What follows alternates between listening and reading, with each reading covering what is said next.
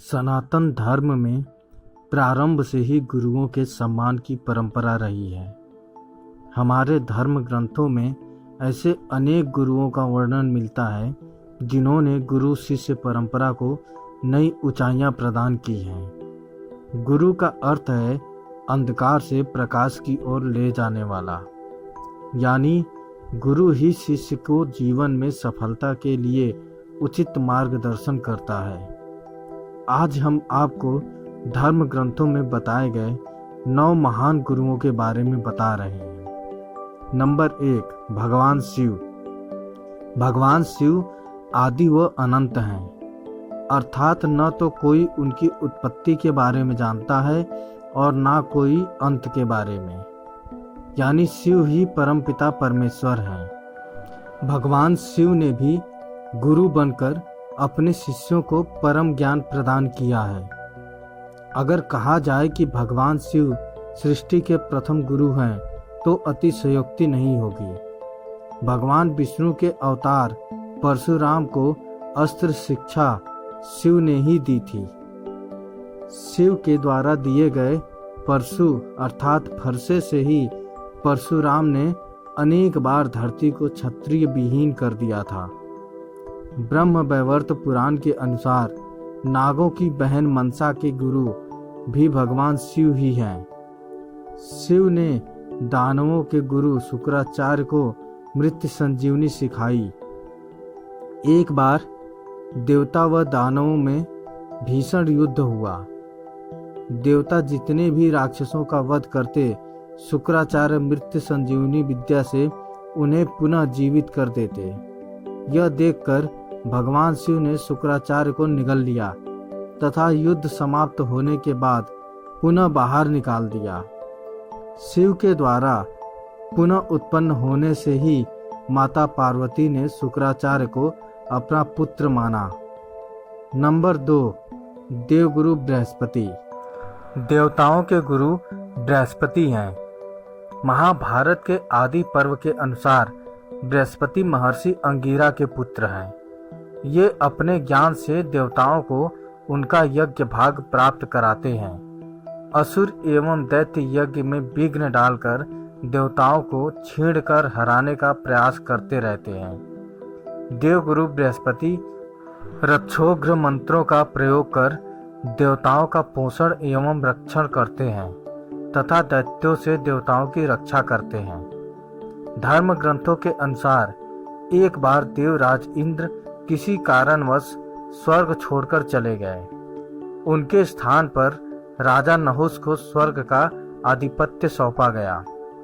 स्वर्ग का अधिपति बनते ही नहुस के मन में पाप आ गया और उसने इंद्र की पत्नी सची पर भी अधिकार करना चाहा।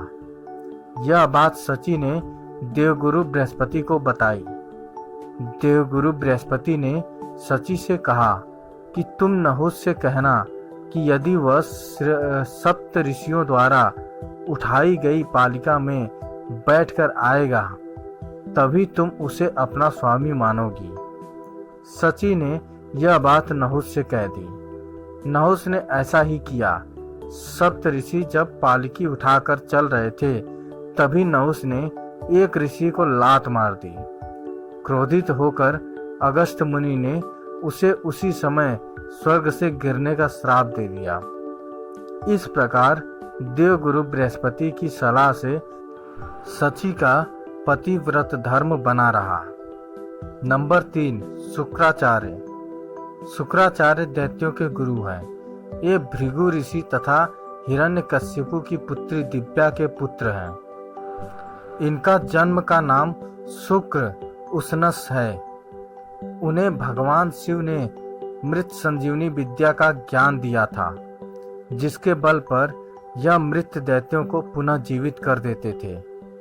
ग्रंथों के अनुसार भगवान विष्णु ने वामन अवतार में जब राजा बलि से 3 पग भूमि मांगी तब शुक्राचार्य ने सूक्ष्म रूप में बलि के कमंडल में जाकर बैठ गए, जिससे कि पानी बाहर न आए और बलि भूमि दान का संकल्प न ले सके।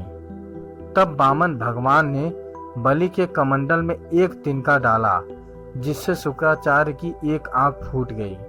इसीलिए इन्हें एकाक्ष यानी एक आंख वाला भी कहा जाता है। नंबर 4, परशुराम। परशुराम महान योद्धा व गुरु थे। ये जन्म से ब्राह्मण थे, लेकिन इनका स्वभाव क्षत्रियों जैसा था। धर्म ग्रंथों के अनुसार ये भगवान विष्णु के अंशावतार थे। इन्होंने भगवान शिव से अस्त्र शस्त्र की शिक्षा प्राप्त की थी। इनके पिता का नाम जमदग्नि तथा माता का नाम रेणुका था। अपने पिता की हत्या का बदला लेने के लिए इन्होंने अनेक बार धरती को क्षत्रिय विहीन कर दिया था। भीष्म, द्रोणाचार्य व कर्ण इनके महान शिष्य थे। महाभारत के अनुसार कर्ण परशुराम का शिष्य था। कर्ण ने परशुराम को अपना परिचय एक सूत पुत्र के रूप में दिया था। एक बार जब परशुराम कर्ण की गोद में सिर रखकर सो रहे थे, उसी समय कर्ण को एक भयंकर कीड़े ने काट लिया। गुरु की नींद में विघ्न न आए, ये सोचकर कर्ण दर्द सहते रहे, लेकिन उन्होंने परशुराम को नींद से नहीं उठाया। नींद से उठने पर जब परशुराम ने ये देखा तो वे समझ गए कि कर्ण सूत पुत्र नहीं बल्कि क्षत्रिय है। तब क्रोधित होकर परशुराम ने कर्ण को श्राप दिया कि मेरी सिखाई हुई शस्त्र विद्या की जब तुम्हें सबसे अधिक आवश्यकता होगी, उस समय तुम वह विद्या भूल जाओगे। इस प्रकार परशुराम के श्राप के कारण ही कर्ण की मृत्यु हुई। नंबर 5, महर्षि वेदव्यास। धर्म ग्रंथों के अनुसार महर्षि वेदव्यास भगवान विष्णु के अवतार थे। इनका पूरा नाम कृष्णद्वैपायन था। इन्होंने ही वेदों का विभाग किया, इसीलिए इनका नाम वेदव्यास पड़ा। महाभारत जैसे श्रेष्ठ ग्रंथ की रचना भी महर्षि वेदव्यास ने ही की है। इनके पिता महर्षि पराशर तथा माता सत्यवती थी। पैल, जैमिन, वैशंपायन, सुमंत मुनि, रोमहर्षण आदि महर्षि वेदव्यास के महान शिष्य थे। एक बार महर्षि वेदव्यास हस्तिनापुर गए। वहां गांधारी ने उनकी बहुत सेवा की। उनकी सेवा से प्रसन्न होकर महर्षि ने उसे 100 पुत्रों की माता होने का वरदान दिया। समय आने पर गांधारी गर्भवती हुई, लेकिन उसके गर्भ से मांस का एक गोल पिंड निकला। गांधारी उसे नष्ट करना चाहती थी। यह बात वेदव्यास जी ने जान ली और गांधारी से कहा कि वह 100 कुंडों का निर्माण करवाए और उसे घी से भरते। इसके बाद महर्षि वेदव्यास ने उस पिंड के 100 टुकड़े कर उन अलग अलग कुंडों में डाल दिए। कुछ समय बाद उन कुंडों में से गांधारी के 100 पुत्र उत्पन्न हुए। नंबर 6, वशिष्ठ ऋषि। वशिष्ठ ऋषि सूर्यवंश के कुलगुरु थे। इन्हीं के परामर्श पर राजा दशरथ ने पुत्रेष्टि यज्ञ किया था, जिसके फलस्वरूप श्री राम, लक्ष्मण, भरत व शत्रुघ्न का जन्म हुआ। भगवान राम ने सारी वेद वेदांगों की शिक्षा वशिष्ठ ऋषि से ही प्राप्त की थी। श्री राम के वनवास से लौटने के बाद इन्हीं के द्वारा उनका राज्याभिषेक हुआ और राम राज्य की स्थापना संभव हो सकी। इन्होंने वशिष्ठ पुराण, वशिष्ठ श्राद्ध कल्प, वशिष्ठ शिक्षा आदि ग्रंथों की रचना की। एक बार राजा विश्वामित्र शिकार खेलते खेलते बहुत दूर निकल आए। थोड़ी देर आराम करने के लिए वे ऋषि वशिष्ठ के आश्रम में रुक गए। यहाँ उन्होंने कामधेनु नंदिनी को देखा। नंदिनी गाय को देख विश्वामित्र ने वशिष्ठ से कहा, यह गाय आप मुझे दे दीजिए, इसके बदले आप जो चाहें मुझसे मांग लीजिए। लेकिन ऋषि वशिष्ठ ने ऐसा करने से मना कर दिया। तब राजा विश्वामित्र नंदिनी को बलपूर्वक अपने साथ ले जाने लगे। तब ऋषि वशिष्ठ के कहने पर नंदिनी ने क्रोधित होकर विश्वामित्र सहित उनकी पूरी सेना को भगा दिया। ऋषि वशिष्ठ का ब्रह्म तेज देखकर विश्वामित्र को बड़ा आश्चर्य हुआ और उन्होंने भी अपना राज्य त्याग दिया और तप करने लगे। नंबर 7, गुरु सांदीपनी। महर्षि सांदीपनी भगवान श्री कृष्ण के गुरु थे। श्री कृष्ण व बलराम इनसे शिक्षा प्राप्त करने मथुरा से उज्जैनी अर्थात वर्तमान उज्जैन आए थे। महर्षि सांदीपनी ने ही भगवान श्री कृष्ण को 64 कलाओं की शिक्षा दी थी। श्री कृष्ण ने ये कलाएं 64 दिन में सीख ली थी। मध्य प्रदेश के उज्जैन शहर में आज भी गुरु सांदीपनी का आश्रम स्थित है। मथुरा में कंस वध के बाद भगवान श्री कृष्ण को वासुदेव और देवकी ने शिक्षा ग्रहण करने के लिए अवंतिका नगरी वर्तमान में मध्य प्रदेश के उज्जैन में गुरु सांदीपनी के पास भेजा। शिक्षा ग्रहण करने के बाद जब गुरु दक्षिणा की बात आई तो ऋषि सांदीपनी ने कृष्ण से कहा कि तुमसे क्या मांगूं? संसार में कोई ऐसी वस्तु नहीं जो तुमसे मांगी जाए और तुम दे न सको। कृष्ण ने कहा कि आप मुझसे कुछ भी मांग लीजिए, मैं लाकर दूंगा, तभी गुरु दक्षिणा पूरी हो पाएगी। ऋषि सांदीपनी ने कहा कि शंखासुर नाम का एक दैत्य मेरे पुत्र को उठाकर ले गया है, उसे लौटा लाओ। कृष्ण ने गुरु पुत्र को लौटा लाने का वचन दिया और बलराम के साथ उसे खोजने निकल पड़े। खोजते खोजते सागर किनारे तक आ गए। समुद्र से पूछने पर उसने भगवान को बताया कि पंचज जाति के दैत्य शंख के रूप में समुद्र में छिपा है। हो सकता है कि उसी ने आपके गुरु पुत्र को खाया हो। भगवान ने समुद्र में जाकर शंखासुर को मारकर उसके पेट में अपने गुरु के पुत्र को खोजा, लेकिन वो नहीं मिला। शंखासुर के शरीर का शंख लेकर भगवान यमलोक गए। भगवान ने यमराज से अपने गुरु पुत्र को वापस ले लिया और गुरु सांदीपनी को उनका पुत्र लौटाकर गुरु दक्षिणा पूरी की।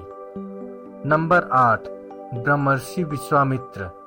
धर्म ग्रंथों के अनुसार विश्वामित्र जन्म से क्षत्रिय थे, लेकिन इनकी घोर तपस्या से प्रसन्न होकर ब्रह्मा ने इन्हें ब्रह्मर्षि का पद प्रदान किया। अपने यज्ञ को पूर्ण करने के लिए ऋषि विश्वामित्र श्री राम व लक्ष्मण को अपने साथ वन में ले गए थे, जहां उन्होंने श्री राम को अनेक दिव्यास्त्र प्रदान किए।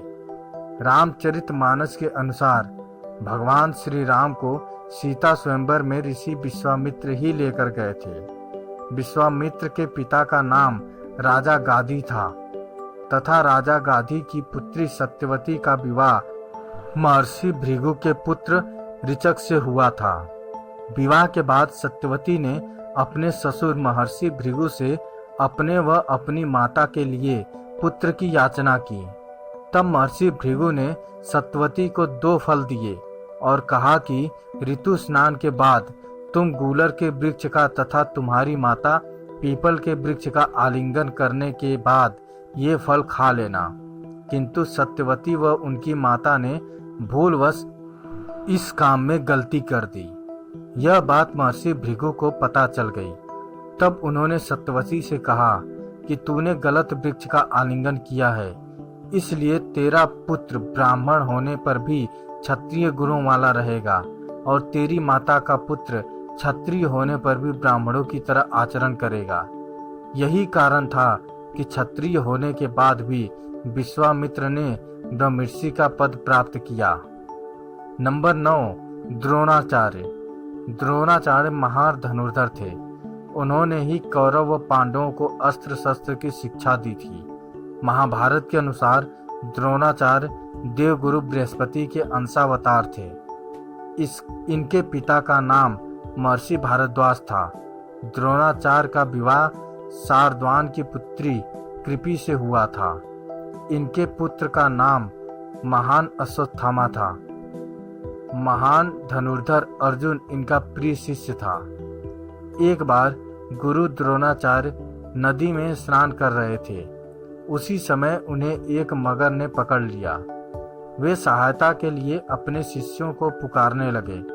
वहां दुर्योधन, युधिष्ठिर, भीम, दुशासन आदि बहुत से शिष्य खड़े थे, लेकिन गुरु को विपत्ति में देख वे भी बहुत डर गए। तब अर्जुन ने अपने तीखे बाणों से उस मगर का अंत कर दिया। अर्जुन की वीरता देख गुरु द्रोणाचार्य ने उसे सर्वश्रेष्ठ धनुर्धर होने का वरदान दिया। दोस्तों, भारतवर्ष के इन 9 महागुरुओं की कहानी आपको कैसी लगी हमें कमेंट करके जरूर बताएं। अगर अच्छी लगी तो शेयर करें, सब्सक्राइब करें और लाइक करें। धन्यवाद।